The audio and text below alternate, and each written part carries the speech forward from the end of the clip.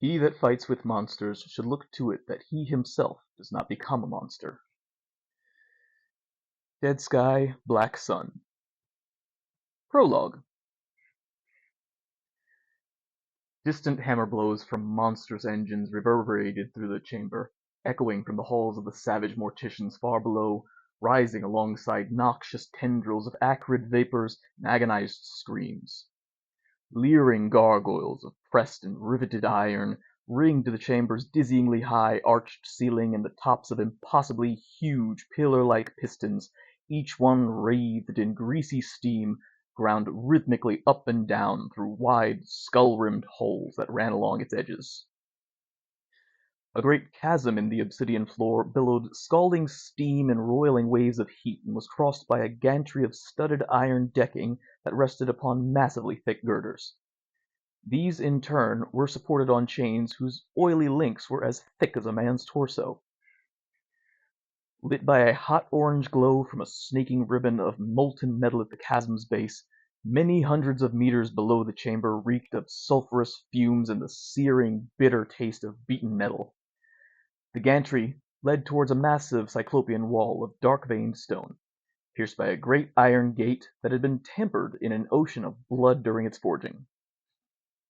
Studded with jagged black spikes, the inner gate of the fortress of Kalengol was flanked by two armored colossi, whose burnished iron hides were scarred by millennia of war.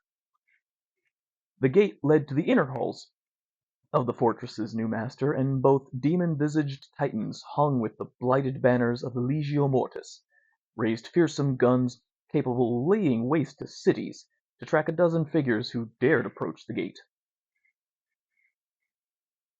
The terrible enormity of the chamber did not faze the warriors who marched towards the groaning bridge. They had seen such sights before. Indeed, the leader of this group of warriors hailed from a citadel far more ancient and monolithic than this. Lord Taormino, warsmith of the Iron Warriors, curled his lip in contempt as he raised his altered eyes to stare down the barrels of the Titan's weapons. If the half-breed thought such a vulgar display of power would intimidate him, then he was even more foolish than his inferior lineage would suggest. They had passed through the fortress's gatehouse 3 days ago, traveling unchallenged by any of the half-breed's warriors, though Taormino had felt supernatural eyes upon them ever since. No doubt warlocks of the Cabal were watching them even now, but Taormino could not have cared less, marching with his head held high and hands clasped behind his back. Alongside him, Lord Berossus growled as he watched the Titan's guns train upon them, spooling up his own weapons. Taormino looked at Berossus and shook his head at his vassal Warthsmith's lack of restraint. None here could face a Titan and live, but such were the ingrained responses of Berossus that no other reaction was possible. Taormino stepped onto the iron bridge, the metal hissing beneath his armored boot and rippling like mercury, reflecting his massive, armored form and its glistening luster. Standing well over 2 meters tall, Lord Taormino wore a suit of exquisitely tooled power armor, handcrafted on Olympia itself and burnished to a mirror sheen. Its trims were edged with arabesques of carven gold and onyx chevrons, and its every surface wrought with terrible sigils of ruin. An ochre cloak of woven metallic thread, stronger than adamantium, billowed around his wide frame, partially obscuring the skull-masked symbol of the Iron Warriors on one shoulder guard, and his own personal heraldry of a mailed fist above a plain view of a breeched redoubt on the other. An Iron Warrior from his most trusted retinue carried his elaborately carved helm, and another carried his blasted standard, an 8-pointed star of blackened bone set upon a spiked, brass-rimmed wheel and woven with sinew extracted from 1,000 screaming victims. Long white hair, pulled into a tight scalp lock, trailed down his back, and his stern, patrician features were pinched and angular, speaking of long years of bitter experience. His eyes were opalescent orbs of gold, smoldering with suppressed rage beneath thick brows.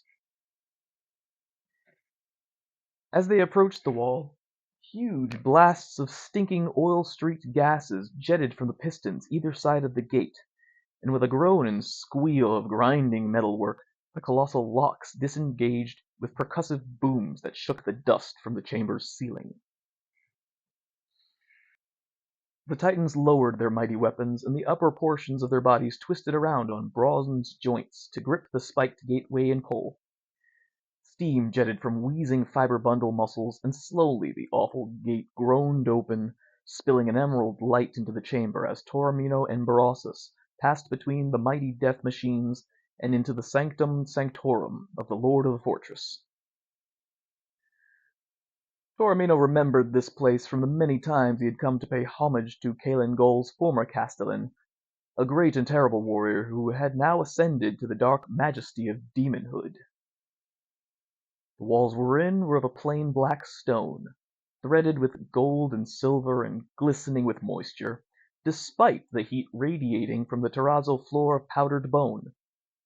Sickly white light reflected as pearlescent streaks on the floor from a score of tall and thin-arched windows that pierced the eastern wall, draining the chamber of life and imparting a deathly pallor to its occupants.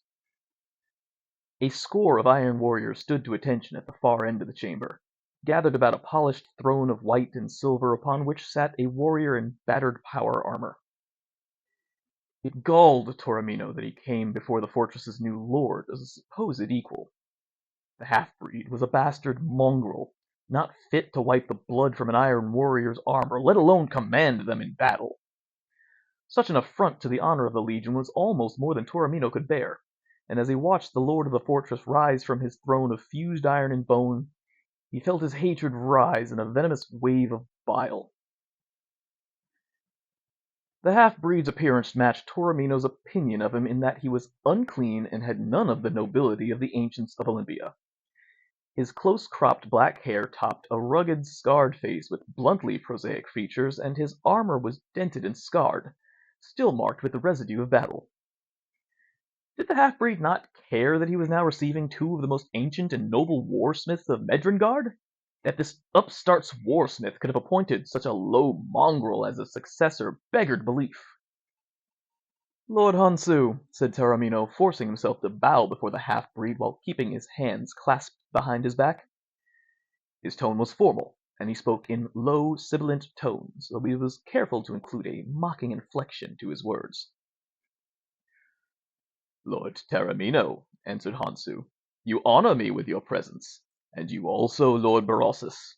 It has been many years since the walls of Caelengol shook to the tread of your steps." The floor cracked under the weight of Lord Berossus, a hulking monster of dark iron and bronze with a leering skull face, fully twice the height of Toromino. The living remains of warsmith Berossus had been fused with the defiled sarcophagus of a dreadnought many thousands of years ago. The grotesque machine hissed, and a grating voice, muffled and distorted by a bronze vox unit, said, "Aye, it has. Though I feel sullied to stand within walls knowing a bastard mongrel like you is its new lord." Augmented and extensively engineered since his interment, Berossus's mechanical form towered above the other dreadnoughts of his grand company. His leg assemblies strengthened and widened to allow him to carry heavier and heavier breaching equipment. The dreadnought's upper body was scarred and pitted, the testament of uncounted sieges engraved on its adamantium shell. One arm bore a mighty piston-driven siege hammer, the other a monstrous drill ringed with heavy-caliber cannons. 4 thick iron arms ending in vicious picks, blades, claws, and heavy-gauge breachers sprouted from behind Berossus's sarcophagus, and hung ready for use over his armored carapace. Toromino saw Hanso bite back a retort, and his soulless golden eyes sparkled with amusement at the directness of Berossus. Hanso must already know what had brought them both here. There was only one thing that would make both him and Berossus deign to step within the walls of the half-breed's lair, and he smiled, easily able to imagine Hanso's chagrin at having to share what his former master had won. "You must forgive Berossus, Lord Hanso," said Toromino, smoothly, stepping forward and extending his hands before him. Unlike the rest of his armor, his gauntlets were fashioned from a brutal dark iron, pitted and scarred with innumerable battles. Steeped in carnage, Toromino had long ago vowed never to clean a death from his hands, and his gauntlets were gnarled with eons of blood and suffering. As his armored gauntlets came into view, the iron warriors behind Hanzo snapped their bolters upright, every one aiming his weapon at Toromino's head. Toromino grinned, exposing teeth of a gleaming silver, and said, "I come before you to offer my congratulations on the victory at Hydra Cordatus. Your former master executed a masterful campaign. To carry the walls of such a formidable stronghold was a truly great achievement. And your fellow captains, Forks and Kroger, where are they that I may fit them with honors as well?" "They are dead," snapped Hanzo, and Toromino took pleasure in the vexation the half-breed took from his exclusion from the honors of victory. He scented the mongrel's pathetic desire to be accepted by them, and closed on the true purpose of their journey here. "A pity," said Toromino, "but their deaths served a greater purpose, yes? You were successful in capturing the prize that lay beneath the citadel?" "A pity?" repeated Hanzo. "It is only a pity that I was not able to kill them myself, though I did have the pleasure of watching Forex die. And yes, we took the spoils of war from the cryo facility beneath the mountains. What the Imperials hadn't managed to destroy, at least." "Stable gene seed?" breathed Toromino, unable to keep the hunger from his voice. "Aye," agreed Hanzo. "Biologically stable and without mutation. And all of it for the despoiler. You know that, Toromino." Lord Barossus laughed, a grainy wash of feedback-laced static, his massive armored body leaning down as he said, "Do not think us fools, half-breed. We know you kept some for yourself. You would be foolish not to have." "And if I did, what business is it of yours, Barossus?" snarled Hanzo. "Whelp!" roared the dreadnought, taking a crashing stealth forward as he clawed servo-arms on his back snapped to life. "You dare speak in such tones to your betters!" Before Hanzo could reply, Toromino said, "Though he speaks bluntly, Lord Barossus also speaks true. I know you kept some gene seed for yourself. So listen well, half-breed. Your former master was a sworn ally of Barossus and myself, and we expect you, as his successor, to honor these oaths and share the spoils of victory." Hanzo said nothing for long seconds, then laughed in their faces. Toromino felt his hatred for this insolent half-breed burn hotter than ever. "Share!" said Hanzo, turning and receiving a long, broad-bladed axe from an iron warrior behind him, and nodding to another, who bent to lift a heavy iron cryo-chest from behind the throne as scores of warriors from Hanzo's grand company marched into the hall from behind them. The iron warrior with the cryo-chest held it out before Toromino as Hanzo said, "In that cryo-chest is all that I am willing to share. It is my only offer, so I advise you to take it and leave." Toromino's eyes narrowed as he reached a battered gauntlet out to lift the lid, wisps of condensing air ghosting from within the chest. His every instinct told him that this was a trap, but he could not show weakness before the half-breed. He opened the container and stiffened as he saw that it was empty. "Is this some pathetic attempt at a jest, half-breed?" hissed Toromino. "You turn your back on your master's oaths?" Hanzo took a step towards Toromino and spat on the Wordsmith's gleaming breastplate. "I spit on those oaths as I spit on you," he said.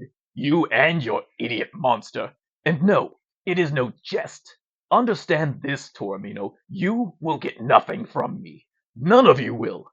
What I took from the Imperials on Hydra Cordatus I fought and bled for, and neither you nor anyone else is going to take it from me." Toromino seethed with anger, but bit it back. The muscles of his neck bunched, and it was all he could do to quell the rage boiling within him. He snarled an oath and nodded to Barossus, who roared and slammed his mighty siege hammer down upon the iron warrior carrying the cryo-chest, obliterating him in an explosion of flesh and armor. A blazing corona of electrical discharge flared around the cratered floor, and gory matter drooled from the crackling hammer. Incredulous that this vile half-breed had the nerve to behave in this manner before one such as he, Toromino bellowed, "You dare insult me like this?" "I do, and you are no longer welcome in my halls. I give you leave to depart as befits warsmiths of your station, but you will never set foot within this fortress again while I draw breath. To defy me means death, promised Toromino.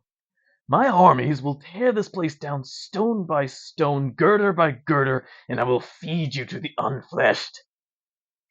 We shall see, said Hanzo, gripping his axe tightly.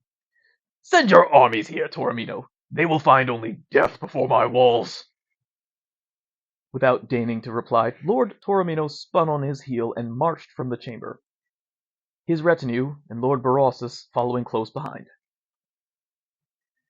If the half-breed wanted war, then Toromino would give him war.